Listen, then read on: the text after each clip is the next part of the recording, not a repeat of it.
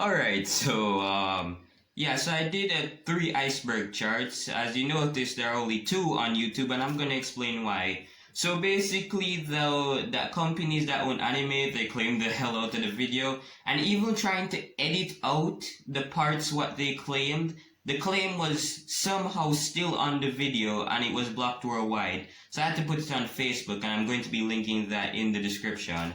So, as you guys know, I did two icebergs, one on the Terminator, and another one on controversial internet figures, and the links to those will also be in the description. So I decided to do another one, and this one is about unsolved crimes and murders.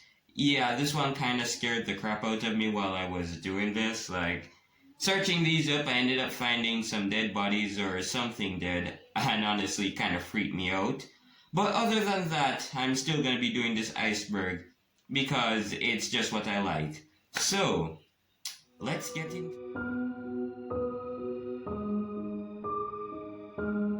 Alright, so let's get into the most well-known of these unsolved murders. Jack the Ripper is one of the most famous cases of unsolved crimes and murders. For those who don't know, and I wouldn't know why you don't know, Jack the Ripper canonically killed 5 people around the 1800s, even though there could be more murders. So here's the thing about Jack the Ripper. The reason why this case is so huge, the reason why is because, simply put, nobody actually knows who Jack the Ripper is. Nobody at all.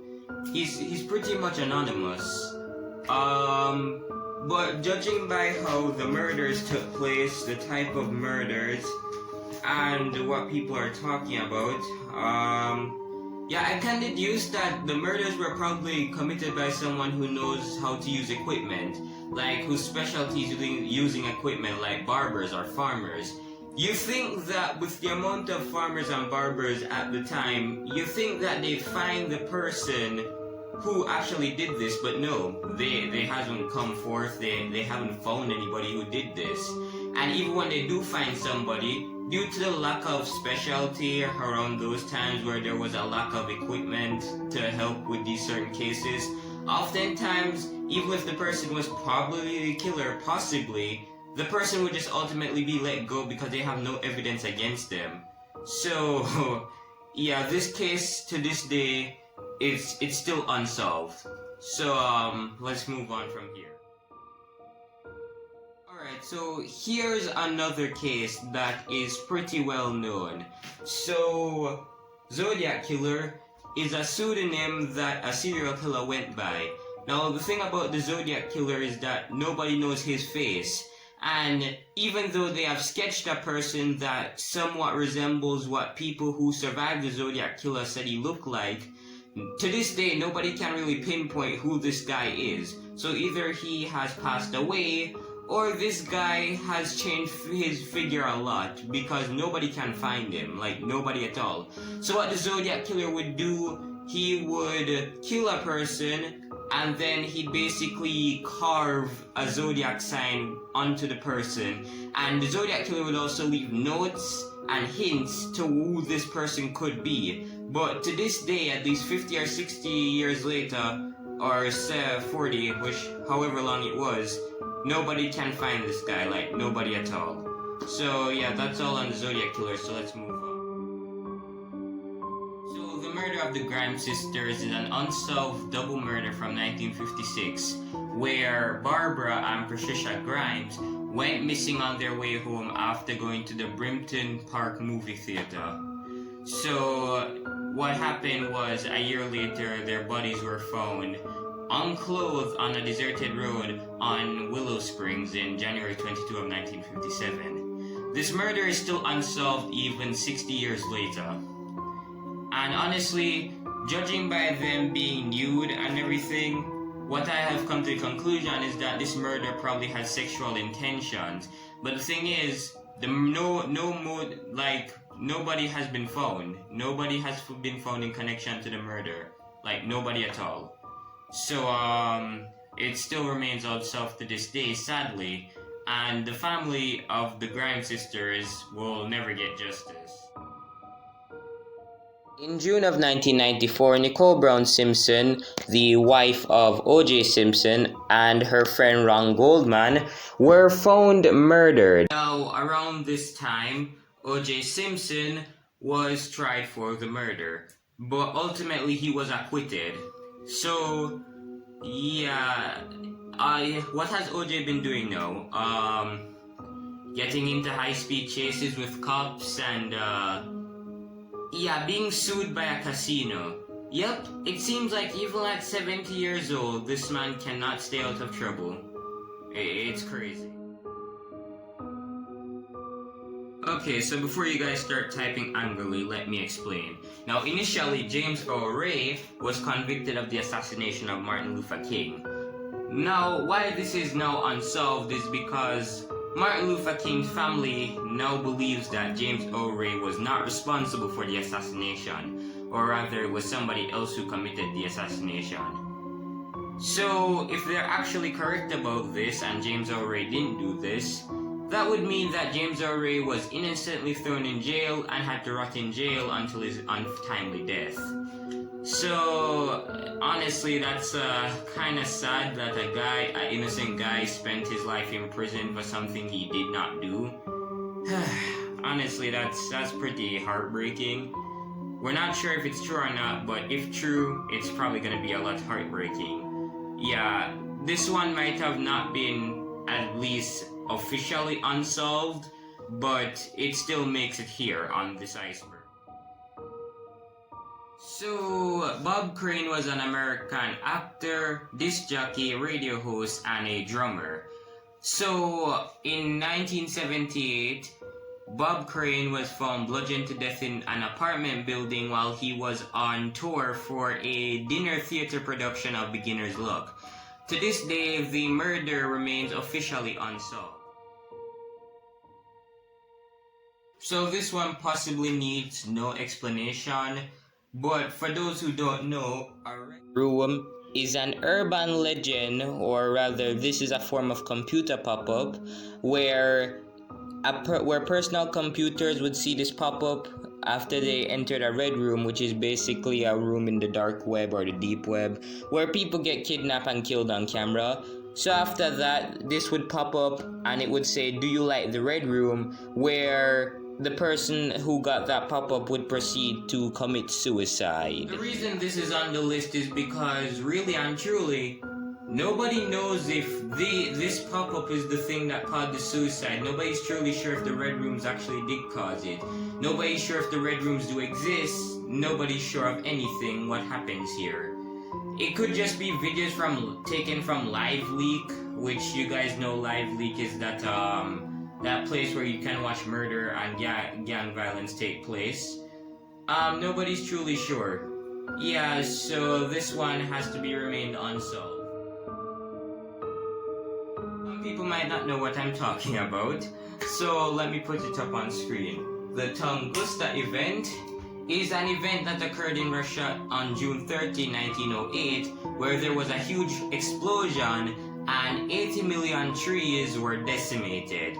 So eyewitnesses say that 3 people had died, and Russia thinks this is an impact explosion. But the thing about impact explosions is that there's always an impact crater, and there was no crater because, as you can see in this video, it's just a huge circle where trees used to be. There's nothing left back. Therefore, the crater was never found, and this is pretty much unsolved because nobody knows what caused this. Essential. Since these incidents are relatively the same, I'm going to be talking about both of them. So first I'm going to start off with Tupac Shakur. On September 7, 1996, Shakur was shot 4 times by an unknown assailant in a drive-by shooting. 6 days later, he would die in hospital of respiratory failure that led to cardiac arrest after removal of his right lung. While the doctors attempted to revive him, he could have survived if it wasn't for all the hemorrhaging, and what that means is that he wouldn't stop bleeding. A year later, on March 9, 1997, the notorious Big IG was shot to death at a stoplight in Los Angeles. So the thing about these two is that, based on what I just told you, you chalked it up to gang violence, and while that might be the case as the East Coast rappers were battling with the West Coast rappers, the thing about it is nobody has come forward, nobody doesn't know who killed these two. Like, nobody at all. Nobody knows who killed these two, and yes, it might be simply understood as gang violence. Again, we don't know who killed these two. The thing about it is that these two were actually supposedly friends before all this happened, so I don't know what went wrong. All I know is that this didn't need to happen, and this was just senseless violence. Elisa Lam was the female Canadian university student that was found dead in one of the tanks at the Cecil Hotel. Now, her cause of death was drowning, well, rather accidental drowning. But when you look at the case, some things just kind of fall flat. So I'm going to be explaining that. But first, I'm going to be playing the clip of the elevator footage of the whole Elisa Lam incident. And you guys can make your own conclusion afterwards. This is the only one I'm truly going to go in depth to because this one feels, I don't know, this case kind of feels special to me for some reason. But just this is a trigger warning. The footage is kind of creepy. I don't want to traumatize you guys for life, so you can just skip this part until where I'm explaining everything, or you can just watch through. But let's just play the footage.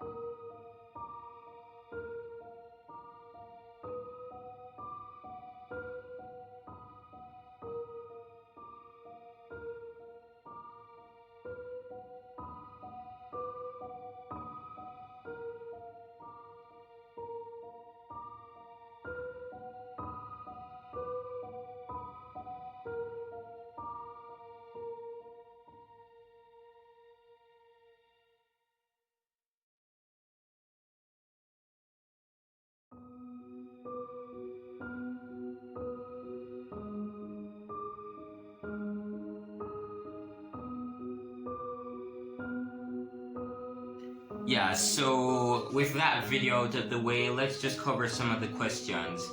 As they said, she died of accidental drowning, but it's kind of weird, you know, because normally if it's accidental drowning, why would she be on the rooftop in the first place? The possibilities are 1, she was murdered, or 2, she committed suicide. But the thing about the suicide thing is, why would she be clothless? Nobody usually commits suicide naked. And why would she take off her clothes in the tank? That doesn't make any sense either. And the elevator footage. Can I just say how it's strange that that's the only footage that the police recovered of Elisa Lam? Correct me if I'm wrong, but wasn't it only like two footages that were recovered? One of her in the main hall and the other one in the elevator? Again, correct me if I'm wrong. Why out of all the footage, only 2 were recovered?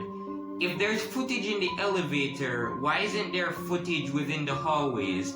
If there's camera footage in the elevator, that would imply that there should be some in the hallway as well. So why would we only get the elevator footage instead of both elevator and hallway footage? Because keep in mind, people were saying it looked like Elisa Lam was running from somebody or hiding from somebody.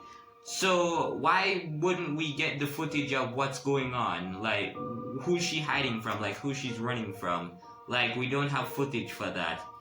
And as for the people saying she's playing the elevator game, let me just shoot that down pretty quickly and tell you why that's stupid. Why would you be playing the elevator game and the camera is still working? If the elevator takes you into a different dimension, that would imply that the camera should stop working because the elevator is taken to a different dimension. It's not connected to any wires in the elevator anymore, meaning that the moment the elevator closed, the footage should have just shut off, but it didn't. So that theory completely just goes out the window. Anyway, all I'm saying is that to clear up everything I say, where's the other footage of the whole entire thing? Why was she unclothed if they claim it's suicide? And why would it be chalked up to an accidental drowning if her clothes is missing? If her clothes was in there and she's naked? Like, that doesn't make any sense. And if it's accidental drowning, why would she be on the top of the roof in the first place? That doesn't make any sense.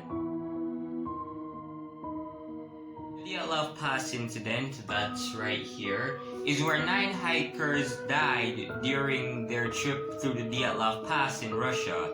Now, the thing what makes this unsolvable is because if you've seen some of the pictures, you realize that these people look like they did not die under normal circumstances. Some look like they were battered by animals, some look like they were tossed around. Like, your question, like when you look at the pictures, you question, what is this? Because they chalked it up to physical injuries and hypothermia. And while I can agree with the hypothermia thing, they're in padded clothing and some of them were out of clothing. So what happened? It can't just be like, it just says physical trauma, but it doesn't say what caused the physical trauma or what caused the hypothermia. Okay, that was just stupid. But you get my point. It's unsolvable. So Elizabeth Short, or as she was known posthumously as the Black Dahlia, is a woman that was found murdered in Los Angeles. Now, why her case gained high profile is due to the nature of the crime. Because not only was her body mutilated, but it was also bisected. For those who don't know, that means her body was possibly cut in half, or near to being able to cut in half. And to this day, nobody has found out who has murdered her, unfortunately. Alright, so, level 1 was interesting to say the least. Yeah, never have I been so scared of doing research in my life before. So, since I didn't want to do this alone in fear of scaring the crap out of myself, I have decided to recruit my friend Jeremy for this video. So, I'm now going to hand the mic over to him as he will be doing level 2, or the second layer of this iceberg chart.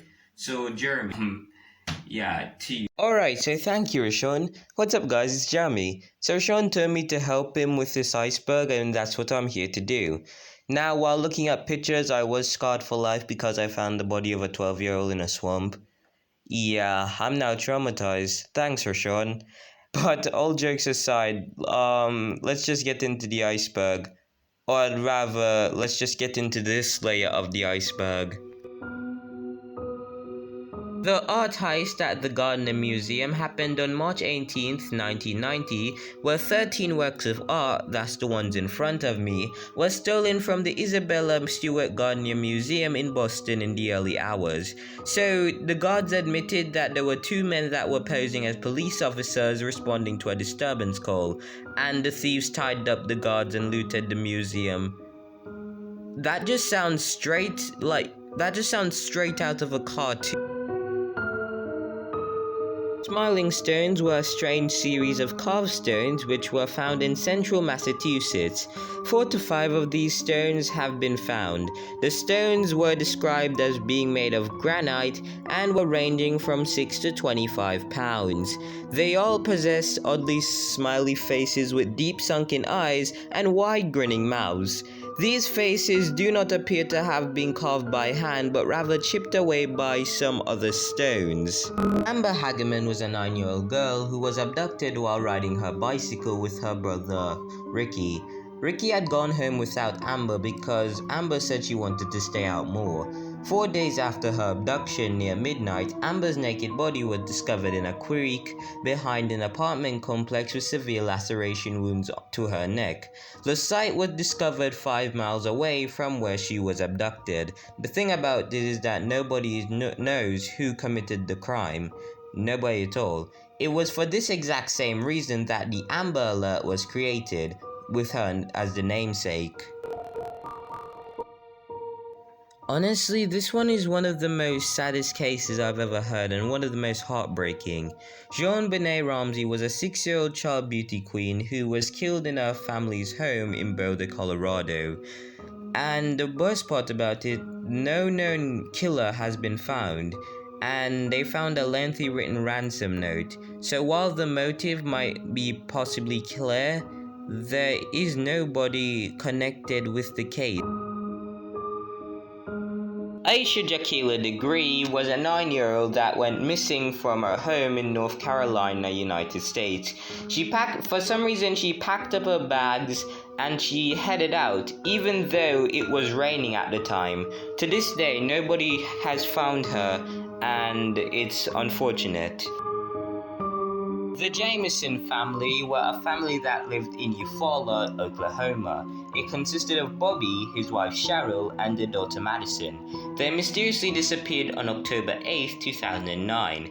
In November of 2013, their suspected remains were found, and then a year later it was determined that the remains belonged to the Jameson family.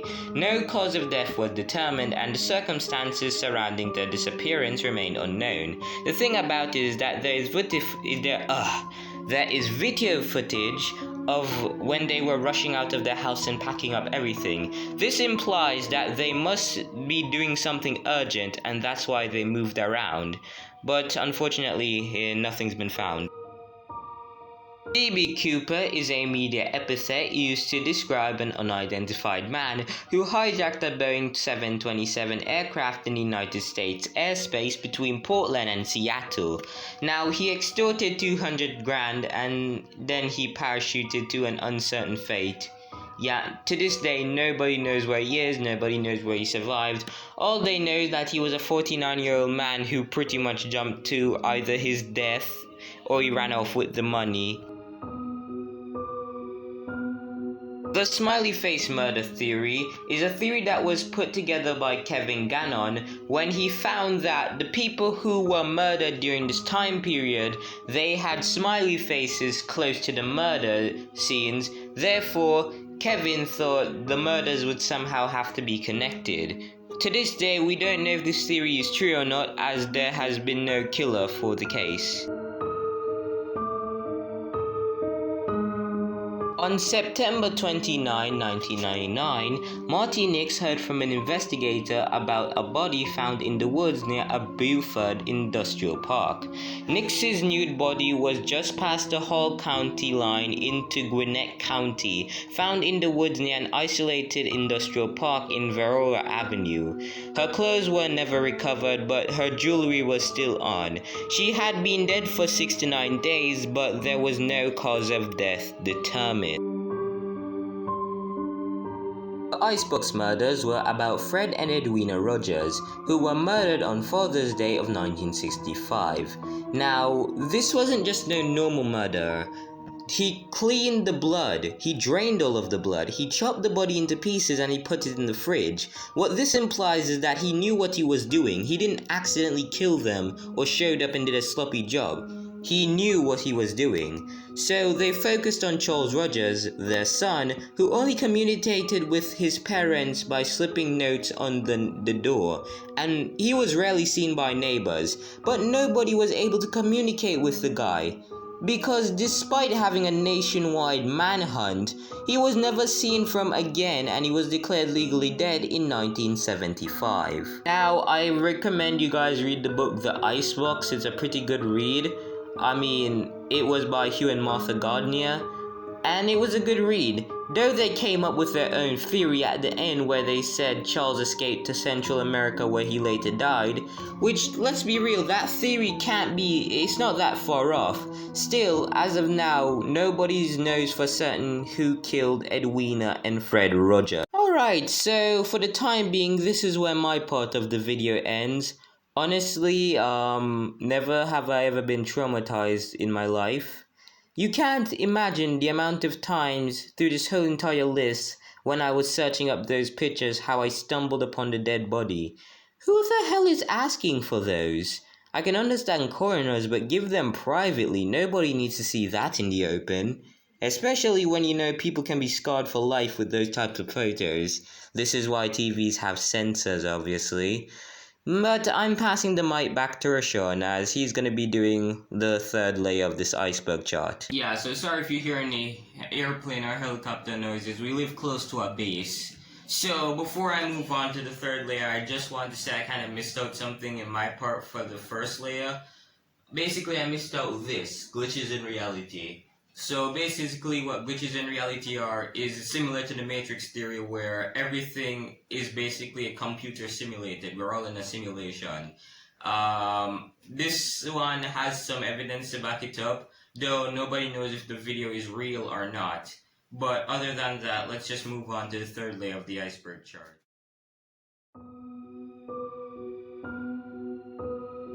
So the Hinterkaifeck murders happened in Munich, Germany, in which 6 people who were living in a farmstead in that same area were murdered by an unknown assailant.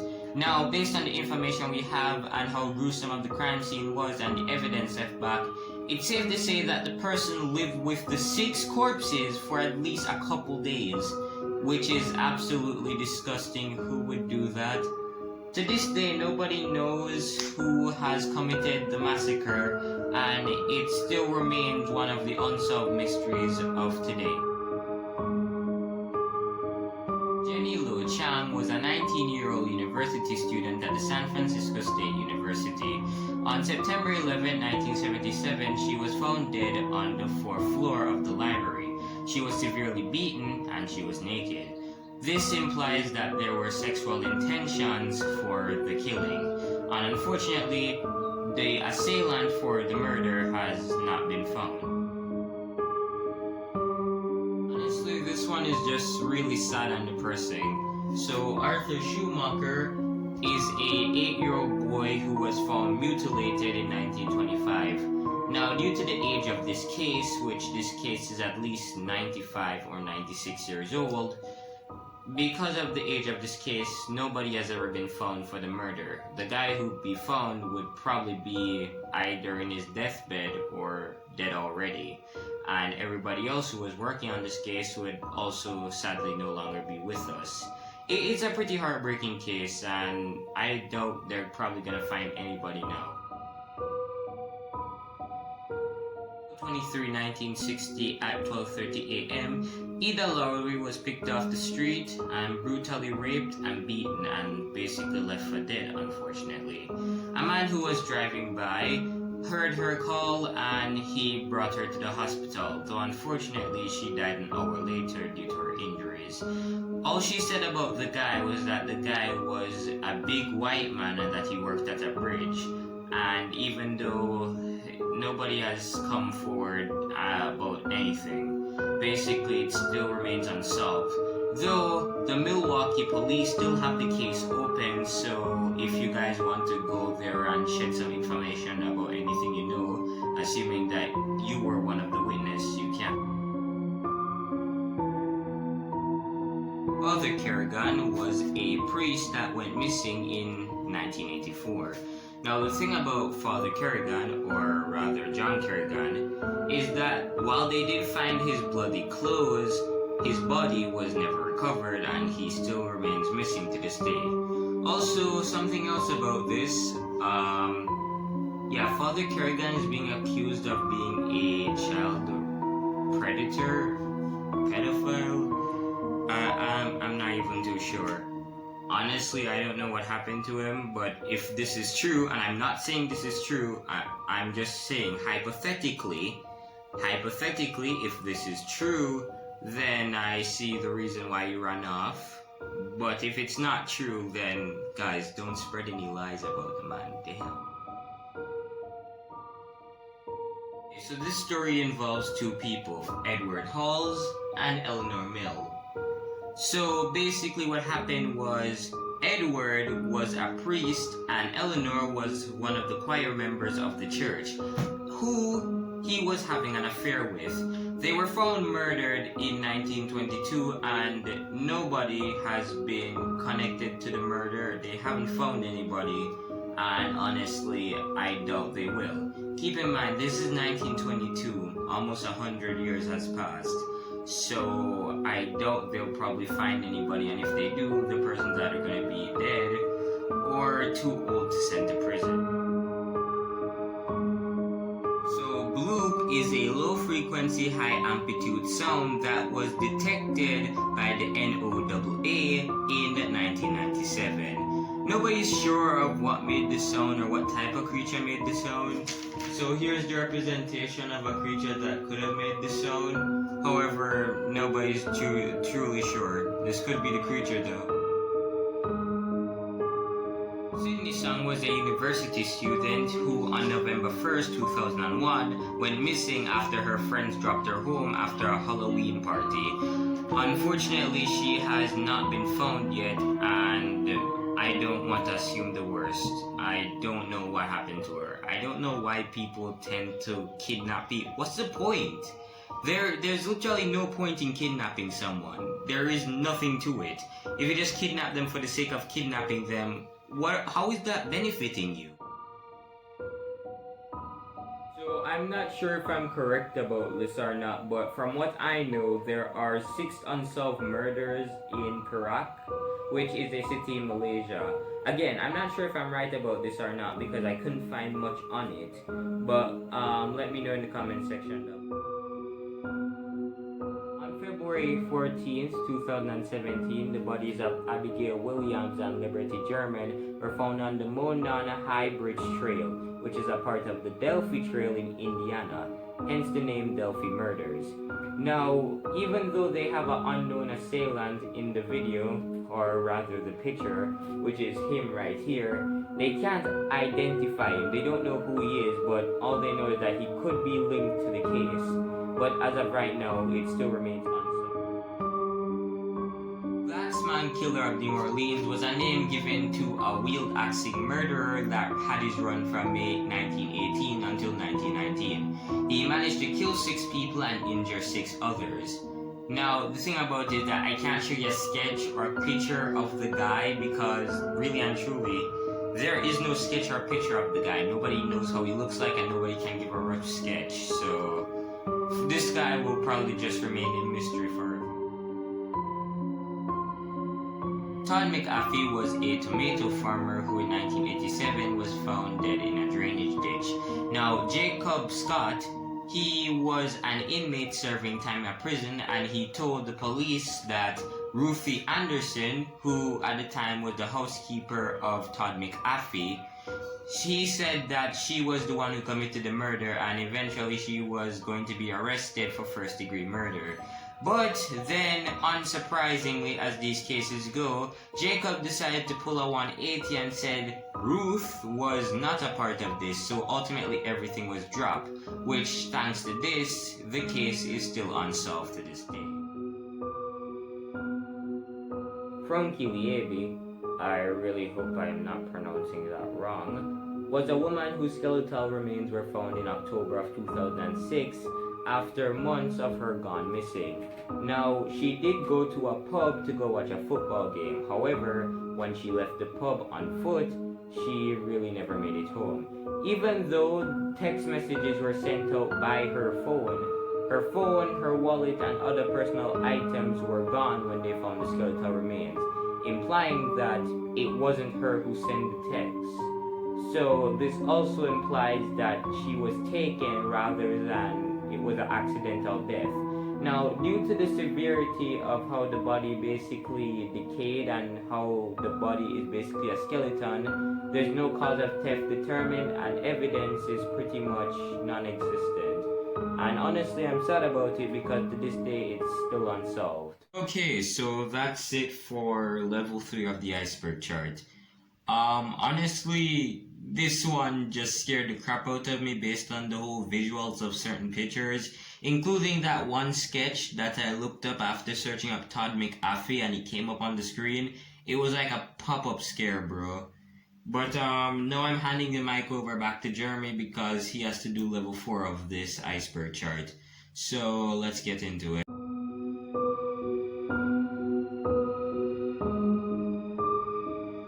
Zygmunt Adamski was a coal miner at the Lofthouse Colliery who mysteriously disappeared from his Tingley home in June of 1980. His body was found on top of a large stack of anthracite in Tomorden. The thing about this case is that the man who found Zygmunt, Alan Godfrey, would have claimed to encounter a UFO 6 months later. Basically what this is implying is that Alan thinks that Zygmunt was possibly killed by aliens. Yeah, that's kind of a far stretch of the imagination in my opinion, but let me know what you think in the comment section. Was this a murder or was this the hands of aliens? Glenn and Bessie Hyde were newlyweds who disappeared while attempting to run the rapids of the Colorado River through Grand Canyon, Arizona in 1928. Now, if the couple had actually succeeded in doing this, Bessie Hyde would have been the first woman to accomplish this feat. The thing about this is that after their disappearance there were multiple theories, and even though they were trying to look for them and there was a long search, they couldn't find them. As for the theories, me and Rashawn will do that in a later video at a later date, but for now the case still remains unsolved. On Christmas Eve of 1945, a fire destroyed the Sutter home in West Virginia. At the time, it was occupied by George Sutter, his wife Jenny, and 9 of their 10 children. During the fire, George, Jenny, and 4 of the 9 children escaped. The other 5 children's bodies were never found, leading to the Sutters believing for the rest of their lives that the 5 children who were missing survived. The fate of these 5 are not known. I want you guys to just take the time out to basically picture the fact that the Sutters left 5 children in a house and are now claiming they do not know the fate of the children, even though they're the ones who pretty much left them. Yeah, so the long and short answer of this is that a solar plexus clown glider is basically a corruptive entity which infects the weak and the vulnerable people through the solar plexus chakra. They can spread mimetically through the words solar plexus clown glider or through a set of spooky black and white images circulating online. However, this has been put under the urban legend, so it is unknown if this is true or not. Really having a hard time looking at the camera camera heads are said to be humans or human-like entities who have had a camera implanted into the inner nerves of their eyes. As such, they are walking surveillance systems, although to what end is unknown. They are best known as the antagonists of an early creepypasta, which was subsequently lost. Now, it was partially found with the discovery of one of the associated YouTube videos and the first post preserved on the x/Inopedia wiki. Now, the thing about it is that the creepypasta is lost, and as of 2020, the camera head pasta has not been recovered. Nobody can pretty much find it. It's missing. Now, it's either a lost creepypasta, a misremembered amalgamation of a different content, a real cryptic entity or form of government/alien surveillance, which, I don't know if you noticed, but that's highly unlikely, or the creepypasta never existed, which is also highly unlikely because, there's partial footage of the creepypasta. As of now, the creepypasta is lost, and I don't think we're ever going to be able to find it again. I want to know what you guys think in the comment section down below. The Buckskin Girl refers to Marcia King, a 21-year-old woman who was murdered in April of 1981 and whose body was discovered in Troy, Ohio, approximately 48 hours after her murder. Her body remained unidentified for 36 years, hence the name Buckskin Girl. That name was also given to her because she was wearing a tasseled buckskin poncho, that pink blouse she's wearing in this picture. So, yeah, if she was unidentified for 36 years, that means that they didn't find out identification until 2018. Now, this never made sense to me because didn't her family try go looking for her? My question is, why did it take so long to identify her? Keep in mind, they didn't identify her until 2018. It shouldn't have taken so long because if the police said they found a body and the body looks in no way skeletal or decayed, I'm not saying this is not possible, but given the circumstances and how she died and everything that was ran on her, either the police are hiding something or the family's hiding something. Not saying this is true, but this could be likely a possibility. On January 2, 1935 at 1:20 p.m., a lone man checked into the President Hotel in downtown Kansas City. He had no luggage besides a comb and a toothbrush, and he asked for an interior room on a high floor of the hotel. Now, this man's behavior was strange.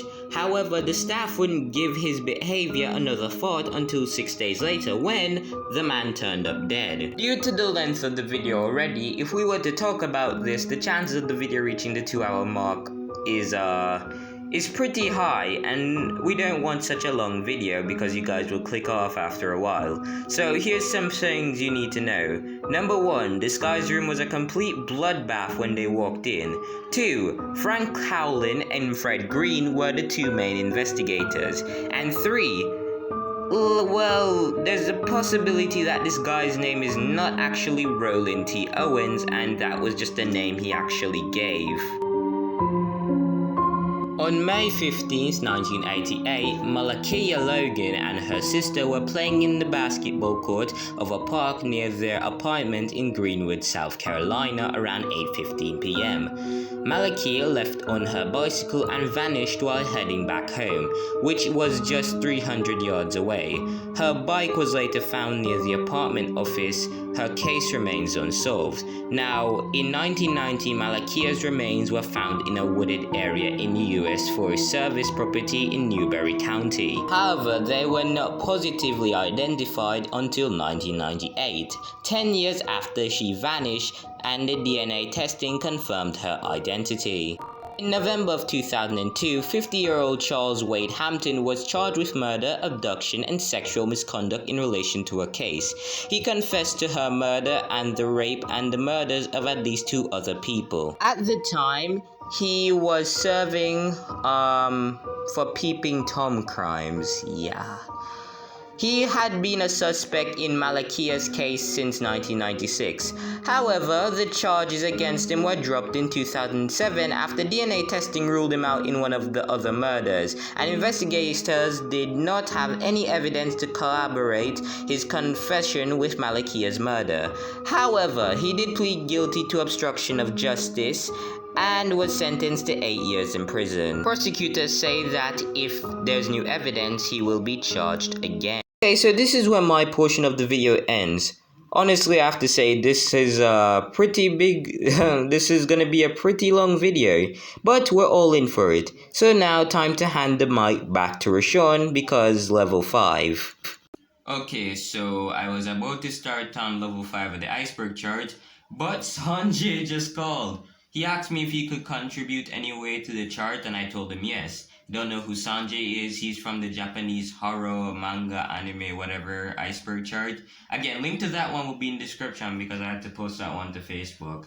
But, yes, I'm handing the mic over to Sanjay because he will be doing level 5 of this Iceberg chart. So, Sanjay, get into it.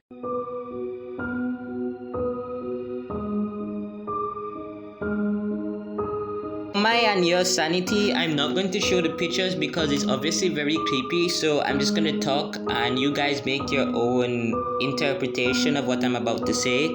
So, some teenager found a severed head of an old woman within a forest, and it's pretty creepy because the head, the stern thing, it appears alive. Basically, the hair is all intact, the skin's smooth, the eyes are still open. It looks normal. It looks like it's a mannequin almost. Either way, that's very creepy, and for your sanity and my sanity, I'm not going to show it here because honestly, it's just really weird. But if you guys want to do your own search, you guys can. I'm not going to stop you. Paula Jean Weldon was an American college student who disappeared while walking on Vermont's Long Trail hike route.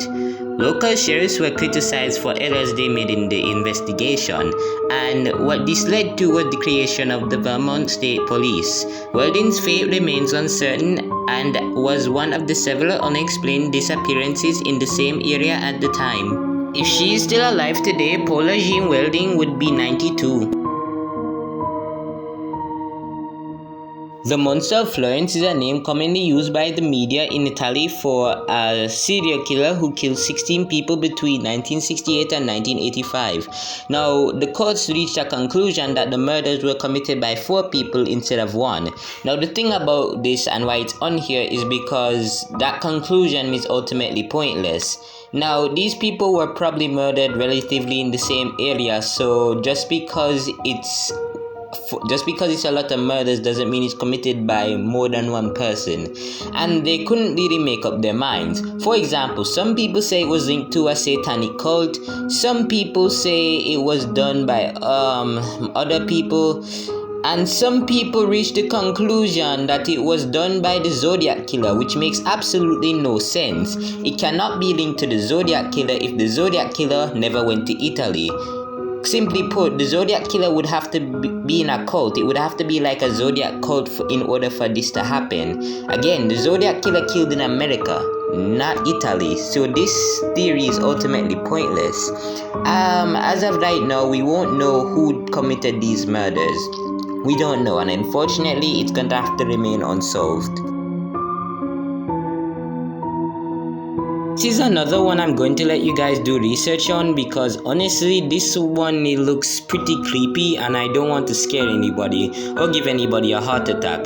But basically the synopsis is the aging doll is a doll that grew old, is a strange doll whose location is currently unknown.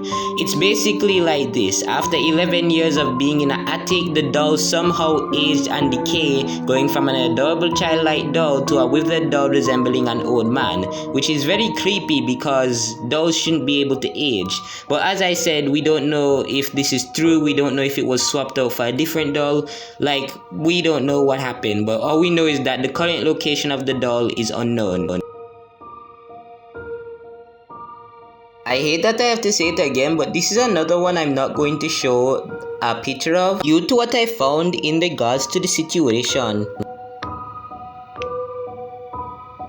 What is wrong with the human race? But however, I will talk about the situation around it. So this case is one of the most notorious unsolved murders in modern Japan. The case happened in January of 1996. On January 10, a college student named Liao Aiking in Nanking, China was missing after leaving his university residence. 9 days later, his body remains were discovered in several places around the downtown of Nanking. Now the thing about this is that his body was dismembered and cut up into 2,000 pieces. Some of the pieces were even cooked. His head was even cooked. The case remains unsolved to this very day. As I said, I'm not going to show it because we do want this video to come out, and also we don't want to traumatize anybody. So just take what we say as is and you guys can do your own research. Blinking crucifix is a phenomenon that happened in September 27, 1989, where it seems as if this Jesus statue blinked. But however, the theories have been debunked, and Rashawn will also tell you why this is fake. So Rashawn? So let me explain to you why this is fake. Number one, if you look at the video frame by frame, you can obviously realize that parts of the video go blurry and then cut back, or just parts of the video just cut in general and then come back. If you're filming a phenomena, you should have the whole video. No parts should be missing, implying that somebody purposely took parts out. I had to replace the Jesus crucifix with another one but with the eyes open, or to angle the crucifix so that it looks like the eyes are open, or just to open the eyes. Number two, this church was probably filled with hundreds if not thousands of people. Why would it only be one guy who suddenly brought his camera in and videoed the thing? That makes no sense. You think with a phenomenon like this, you think more people would take out their cameras and have more evidence or more proof that this happened. Seeing as is, we only have one video, implying that somebody either lost their video or this was all staged. Also, you think in a church with hundreds or thousands of people, you think there would be more reactions, but it was only one guy's reaction. Normally in a church of people, there's multiple reactions, but these people didn't react at all. There was no noise, there was no nothing. So how is this real? One guy, the guy who's videoing didn't even show any reaction. Plus, why would the guy videoing suddenly just zoom in? Like, what? He literally, if you look at the video, in the beginning, the guy zoomed in on the statue before the statue even supposedly blinked. Why would you zoom in before it happened? This can't be a coincidence, because that would be a pretty big coincidence. Like, it would have to be a large coincidence. But the main thing is that you think that filming a phenomena, you wouldn't want to lose it so that you can show evidence that this actually happened. Yet still, parts of the video, again, are missing. Again, for everything to happen like this, and for everything to go missing, or for everything to work how it worked, that would be a big coincidence. That would be in a 1 in a billion coincidence. That's pretty much super lot of odds out here, because barely anybody wins that. Seriously, it has to be staged, or it's just a coincidence. But again, it would have to be a large coincidence. The Hammersmith Nude Murders is the name of a series of murders that took place in West London, England from 1964 to 1965. The victims were all prostitutes and they were found undressed near the River Thames, leading the press to nickname the killer Jack the Stripper, a reference to Jack the Ripper. Two earlier murders that happened in 1959 and 1953 were also linked to the same perpetrator. Now, this one is unsolved, and even though in front of you is the picture of one of the suspects, the suspect was never apprehended or it's never been identified. Case is about places in Seattle that were burned down in 1989. Now, in 1992, Paul Keller was arrested for several arson fires in Seattle. Originally, they thought he was the Seattle arsonist. However, In February of 1995, a new investigation by the Bureau of Alcohol, Tobacco and Firearms, they determined that it was an accident. Investigators concluded that the high temperature accelerants were not the cause and that a power line had more likely caused the sparks. Another possibility was that transients had accidentally started the fire. Either way, lumber store at the facility caused the fire to reach high temperatures. Many of the fires that were believed to have been caused by the HTAs were later determined to be accidents. However, authorities have yet to close in on all the cases allegedly linked to the kings of arsonists. But tell me what you guys think in the comment section down below. The Tommy Ziegler case refers to the murders of 4 people in Winter Garden, Florida in 1975, in which 30-year-old Tommy Ziegler was charged for the quadruple murder of his wife, her parents, and another man in the store. He was tried and convicted in 1976. Ziegler was sentenced to death for the 2 murders in addition to life imprisonment. Ziegler was scheduled to be executed on October 2, 1982. However, the U.S. District Court in Jacksonville stayed the execution due to new evidence. Ziegler was then scheduled on 1986. The execution was stayed by the 11th Circuit Court of Appeal due to inadequate representation. In 1988, Ziegler's death sentence was overturned. Ziegler was resentenced and again he was given the death penalty. In 2005, Ziegler's request for a new trial was denied after DNA tests failed to conclude that Charlie Mays was the perpetrator. Ziegler's case was denied bloodstained DNA analysis in 2013 and 2016, and as of 2017, Ziegler's case was denied touch DNA analysis. So that is it for my part of the iceberg. Honestly, this was pretty creepy. I don't think I will ever get over the fact that I saw some weird pictures and I just couldn't bring myself to put them in the video because of how weird it just looks and how scary it just looks. And I'm pretty sure I'm going to have nightmares after this. But anyway, I'm now going to be passing the mic on to Jeremy because he will be doing level 6 of the iceberg chart. Okay, so before I let anybody else who's taking the microphone take the microphone, I have to clear up something else. So yeah, while Perak is a city in Malaysia and there are murders and unsolved murders there, what I failed to mention was that Perak is also the name given to what the creature they call a springman. Now, all you need to know about the springman is that he does really terrible things to people and you should probably avoid him. But yeah, other than that, there's nothing much on him. He's either a hoax, it's either a prankster, or it's just a common phenomenon of people passing down stories. Or he could be real and he's actually doing those things. Either way, just don't trust it. But time for Jeremy or Sanjay or whoever else is to do level 6, do level 6.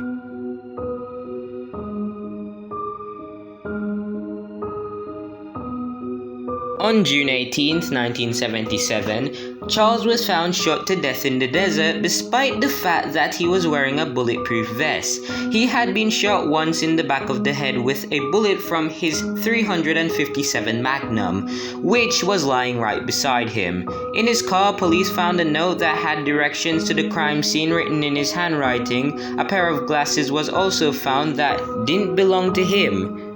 To this day, the murder remains unresolved. And the thing about it is that the police initially chalked it up to a suicide, but when you look at the fact of how it played out, it can't be a suicide. Keep in mind, when people usually commit suicide, they usually hold it to the side of the head. They don't shoot from behind, and based on how the back of his head looks and the distance the bullet could have traveled, I'd say this is not a suicide and maybe he got killed, but I'm not sure. What do you guys think in the comment section down below?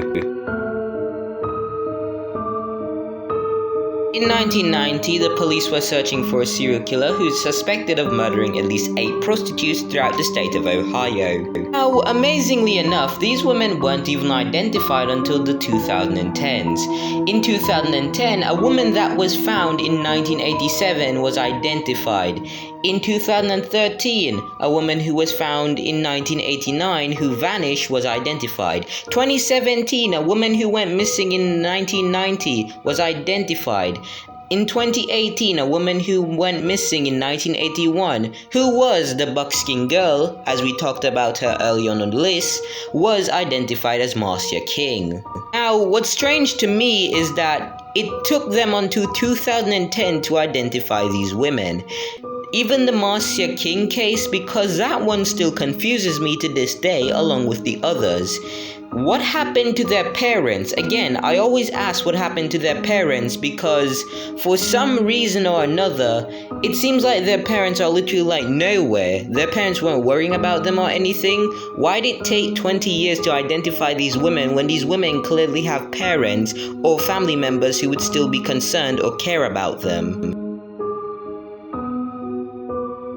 The boy in a box is the name given to an unidentified murder victim, a 4 to 6-year-old boy whose battered body was found in a bassinet box in the Fox Chase section of Philadelphia on February 25, 1957. Wait, isn't February 25th Rashawn's birthday? Ugh. Anyway, he is commonly called America's unknown child because his identity has never been discovered and the case remains open. Now, there are many theories on this. For example, the boy could have been in a foster home, a woman named Martha or M. Other theories include maybe this boy was raised to be a girl due to his unprofessional haircut and many others. Of course, Rashawn will also be doing a theory on this. Now, what's interesting to me is that where is this dude's parents, or why has nobody come forward? Honestly, it's just a sad case, and it still remains unsolved to this day. So, in 1990, the police in Boston, Massachusetts, were searching for a man who has struck several strip malls in the area, robbing employees and raping some women there. The first known case occurred in 1989, another in December of 24, or Christmas Eve, and a couple more times. Now, the results are unresolved, and even though there is a sketch in front of me, nobody knows who he is. There's a sketch, but nobody can identify him, and it's more likely that he will never be identified, unfortunately, which also leads to another unfortunate event. He will never be held accountable for his crimes, and honestly, that is sad in itself. 1956, Thomas Hotard was found dead in his sedan.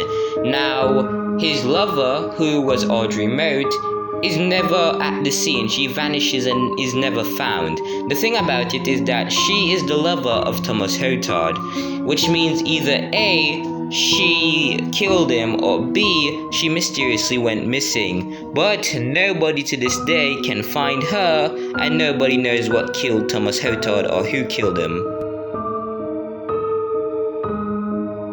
In October of 1992, the New Orleans police were searching for an unknown man that is believed to be responsible for at least 8 murders throughout the city.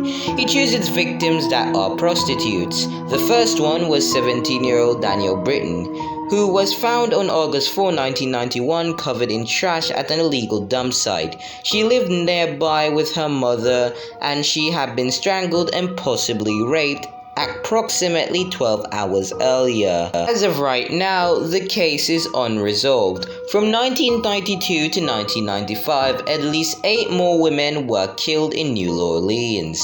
Local police and the FBI suspect that they may have also been victims of the same killer. Victor Grant, a New Orleans police officer, was one of the suspects. However, in 1998, another suspect named Russell Elwood was arrested for the murder of Cheryl Lewis and Dolores Mack. two of the suspected victims who were found murdered in 1993. He was later charged with second-degree murder and is suspected in a total of 8 murders. Although he did not kill the other lady, he was convicted of Cheryl's murder and sentenced to life imprisonment. Gant remains a suspect in several murders, but he has not been charged. As of 2016, investigators have been working on testing evidence at the crime scenes for DNA. Investigators also believe that another suspect in the murders may still be out there, but he or she has never been identified. July 19, 1977, in Coral Gables, Florida, a 17-year-old girl named Judy was driving home along Bird Road when a car came up behind her and began flashing its lights. The car pulled up next to her and the driver pulled out a gun. He forced Judy out of her car and drove her to the construction site where he raped her. The rapist then drove 5 blocks away and dropped Judy off. He kept the driver's license and panties. Judy had become the first victim of the man called the Bird Road Rapist, who kidnapped and raped 24 women between 1977 and 1979. Originally, it was thought that Luis Diaz was the Bird Road Rapist. However, when DNA evidence came out, it ruled Diaz out of the whole situation, leading to him having to sue as he spent 25 years of his life in prison.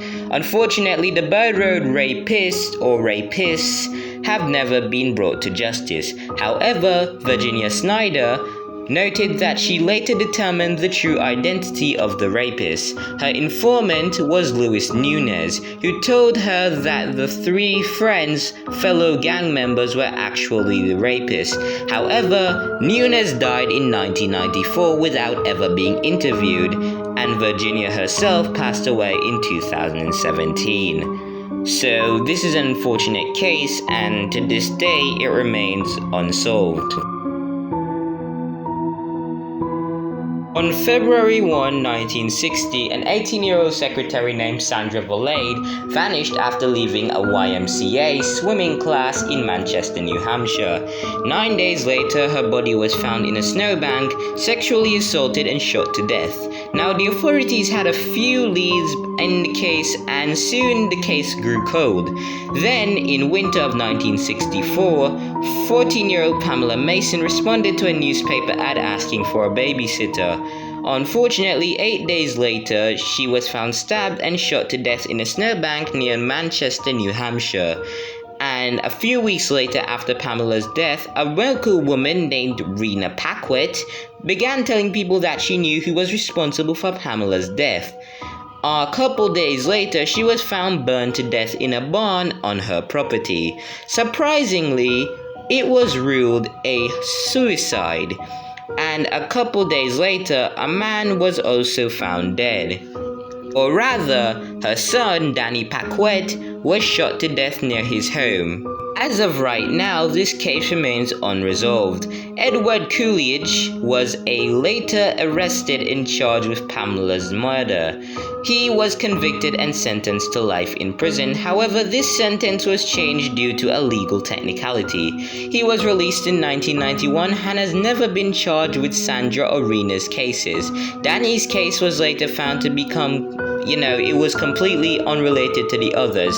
He was killed by Eric Widhurst, a friend of his stepdaughter's. So that completes level 6. We are getting close to the end of this. But before we get to the end, I just want to say, if you guys are new, make sure you subscribe. I know I shouldn't be doing this right here, but people say we're underrated, and people say we should make more of these. But the problem is that some of you aren't subscribed, so even if we do make more of these, you guys won't know. So please subscribe. Rashawn, the mic goes over to you. Okay, so I've decided that all 3 of us, that's Sanjay, Jeremy, and I, should just read level 7 all together. So we each pick one and then we read. So let's get into level 7.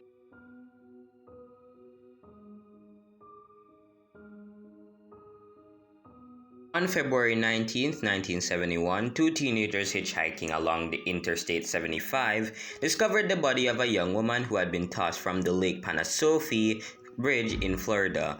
She was in her late teens or early 20s. She carried no identification and had been dead for about several weeks. This case has remained unresolved.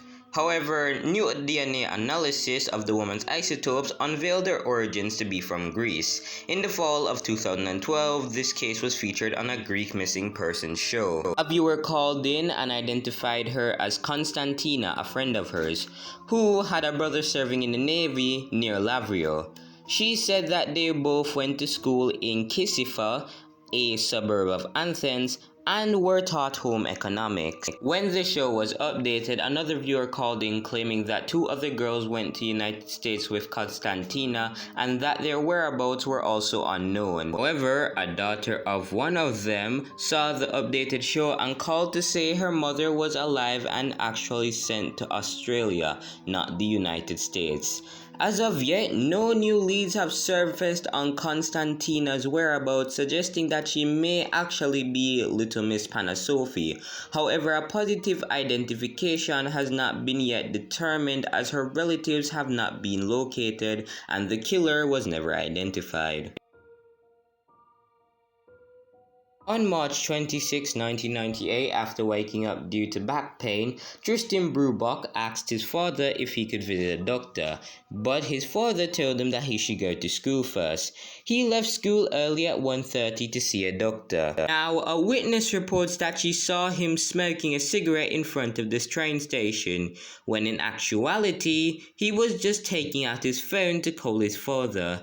Word of advice to people who claim they're witnesses: make sure you get the facts straight. If you're a witness, you shouldn't be making that mistake. Tristan's body was found in the Lideback Tunnel by three school children who informed their teachers, and then the two teachers went to go check.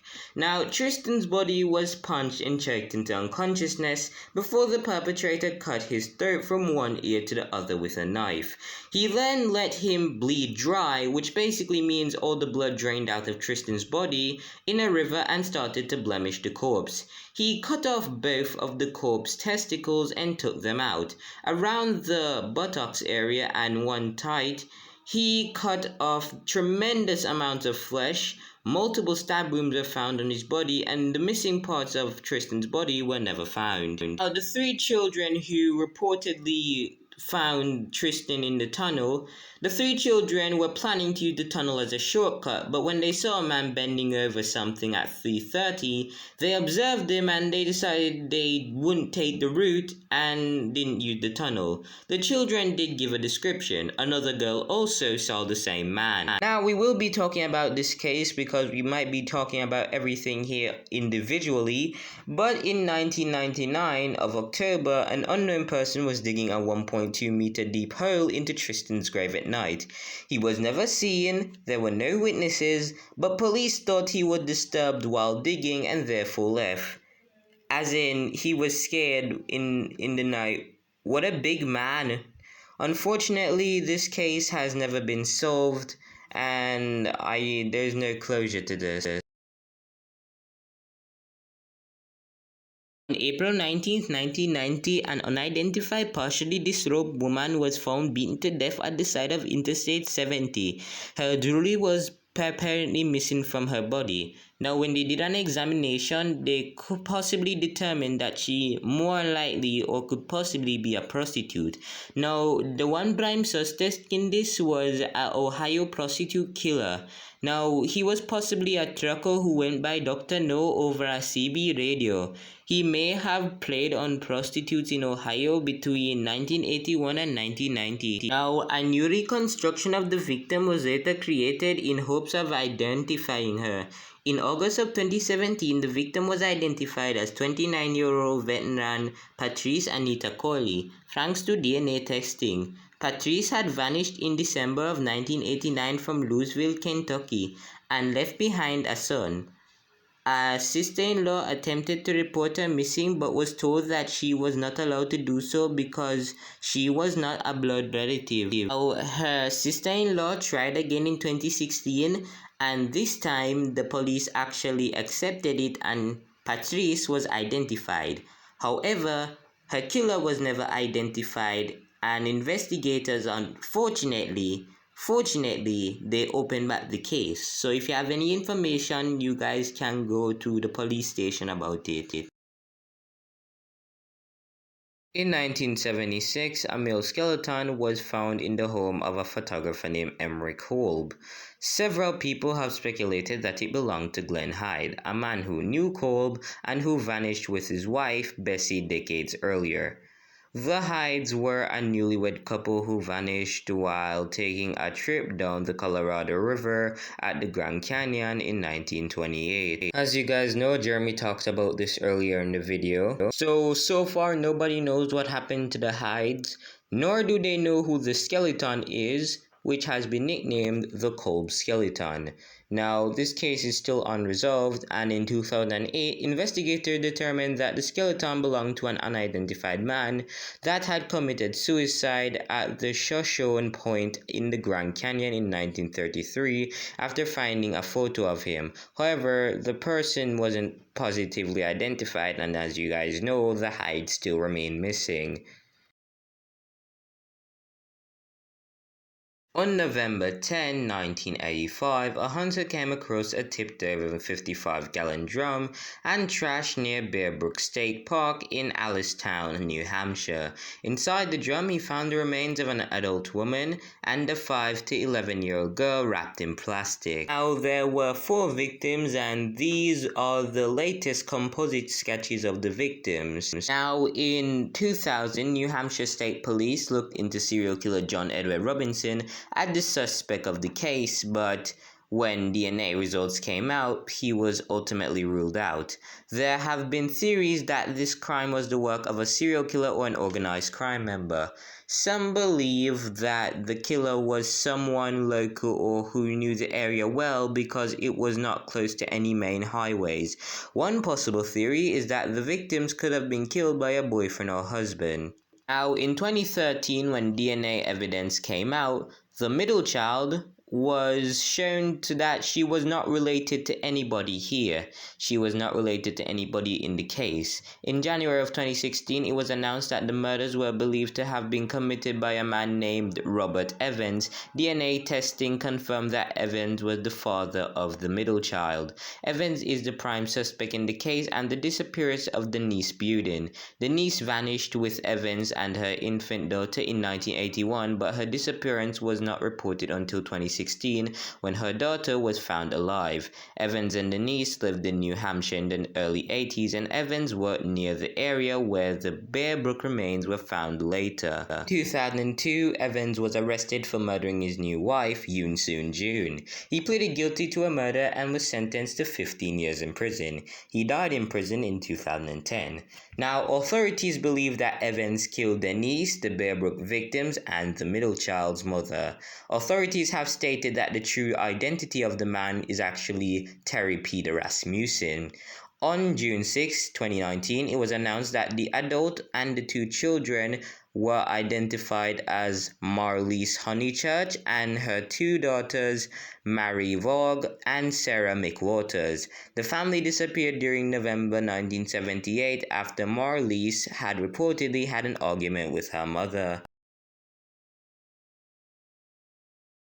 Outside of Warner, Oklahoma, on the afternoon of 1991, a hunter near Jake's Lake off Interstate 40 noticed a woman and a man on the other side of the lake. He heard the woman scream and then saw the man raise his hand and strike something. After the couple left the area, the hunter went over and found a trash bag. Inside the trash bag, he was horrified when he found the body of a newborn baby. The hunter soon came to the realization that he had witnessed a woman give birth and a man beat the infant to death. Now, it is more likely that the man struck her with a brick well, rather struck the baby with a brick. Honestly, this is pretty gruesome. In July of 2009, DNA testing identified the infant's mother as a 37-year-old Virginia woman named Penny Lawley. She was 19 at the time of the murder, and she had been interviewed shortly after the murder, but she was denying being pregnant. DNA testing also identified the child's father. However, this child's father is not a suspect because the child's father is African American. Now, the DNA testing came back and she confessed to killing the child. In 2010, she pleaded guilty to accessory to murder of her daughter. She was sentenced to 45 years in prison, but for some reason she has refused to give up the name of the man who took part in the murder. Now, when you consider the fact that the child's father was African American and the man who killed the baby was Caucasian, this implies that the woman must have been with the Caucasian dude or was married to him or was with him but had slept with the African American, and therefore the child was killed because of racial subtext, which in on its own is pretty tragic. Then you add the fact that she's refusing to tell who killed the child, and honestly it just makes just a fucked up situation. Now, this one is just a sad case of lost identity. So, Lucy was the name given by a young deaf mute woman, apparently of Hispanic origin, who was found by a motorist dancing on a divider on a busy street in Port Hume, California on September 8, 1992. The motorist took her to the Ventura Police Department. The police tried to question her, but she was unable to communicate with them. The only clue to her identity was a receipt for a bank in San Diego, 200 miles south. Lucy, or Luxie as she called herself, was placed in a woman's shelter, but sometime in 1993, Luxie left the shelter where she was staying and vanished. She was later found in Cotati in December of 1993. She apparently had meth with her at the time. Doctors later determined that she actually could hear but had the mental age of a 9-year-old. Soon afterwards, she vanished again. According to some sources, as of May of 2014, Luxie is currently homeless and living in Santa Paula, California. She communicates with grunts and hand gestures and can often be seen walking around with a stroller full of junk. Luxie has been witnessed by local Santa Paulians of speaking clear English and asking for small sums of money. Now, I'm going to come out here and say, if you have any information in regarding to Luxie, please speak up, because honestly this is sad. No family members, no anything, and it's just lost identity. Please, if you have any information, speak up. The Kecksburg UFO incident occurred on December 9, 1965 at Kecksburg, Pennsylvania, when a fireball was reported by citizens of 6 US states and Canada over Detroit, Michigan, and Windsor, Canada. Astronomers said it was more likely a meteoroid burning up in the atmosphere and descending at a steep angle. NASA released a statement in 2005 reporting that experts had examined fragments from the area and determined that they were from a Soviet satellite, but records of their findings were lost in the 90s. NASA responded to court orders of the Freedom of Information Act request to search for the records. The incident gained wide notoriety in popular culture and UFOlogy, with speculations ranging from alien crafts from Soviet space probe Cosmos 96 and is often referred to as Pennsylvania's Roswell. Like, damn, so much theories. Alright, so I'm finally done with the Iceberg video. It's been a week now. It's now Friday. It's 4:08 p.m. I'm finally done with this. Now, I am putting a disclaimer of the video, and I'm also setting the video as a premiere. The reason why I'm doing this is because people have a habit of skipping the disclaimer and they just go straight to the video, and I don't want to risk that, so I'm putting a disclaimer at the video to let you know that please just don't watch it if you're faint of heart, or if you get scared easily, or if you're younger than the age of 14 or 13, just don't watch the video, because I don't want to get any complaints and I don't want my channel to be gone. And I'm also setting it as a premiere. That way, you have to watch disclaimer. You have to go through disclaimer. There's no skipping over our premiere. That way, you see this disclaimer bright as day. That way, you know if you're supposed to watch it or if you're not supposed to watch it.